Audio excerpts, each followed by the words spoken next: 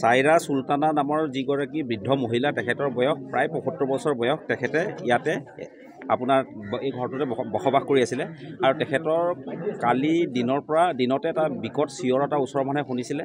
তাৰপাছত দিনটো তেখেতক দেখা পোৱা নাই, ৰাতি দেখা পোৱা নাই। তাৰপাছত আমাৰ 112ত খবৰ দিয়ে। তাৰপাছত আমাৰ পুলিচৰ টীম এটা আহেও, কিন্তু আহিলেও মানে কি ৰাতি তেখেতক পোৱা নগ'ল। তাৰপাছত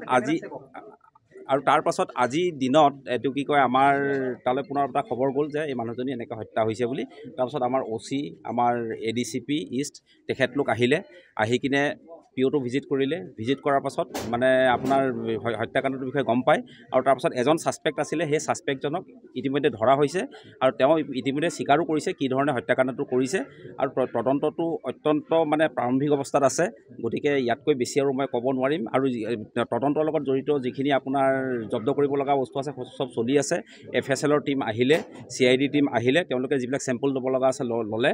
আৰু ধৃত আছামীজনৰ নাম হৈছে কাৰী মহম্মদ আব্দুল আজিজ লস্কৰ। তেখেতৰ অৰিজিনেল ঘৰ লালা হাইলাকান্দি আৰু তেখেতে এই এলেকাটোতে প্ৰায় 30-35 বছৰমান ধৰি অহা যোৱা কৰি আছিলে আৰু এই ঘৰটোতো অহা যোৱা কৰি আছিলে।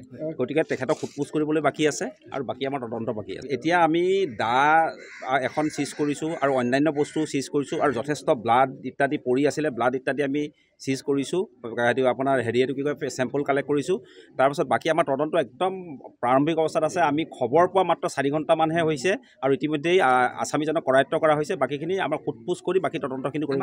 তেখেতৰ গাত আঘাতৰ চিন আছে। সেই আঘাতটো কি ধৰণৰ আঘাত আছে সেইটো আমি আছামীজনক সোধপোছ কৰাৰ পাছত পৰৱৰ্তী তদন্তত গম পাম।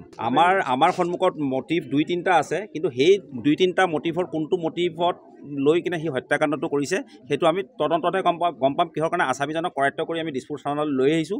আমি এতিয়াও সোধপোছ কৰিবলৈ বাকী আছে। তেখেতে পলোৱাৰ চেষ্টা কৰিছিলে, তাৰপাছত আমাৰ টীমে গৈ তেওঁলোকক আমাৰ পলাকবাৰী তাৰে লোকেল পুলিচৰ সহযোগত তেওঁক আটক কৰা হয়।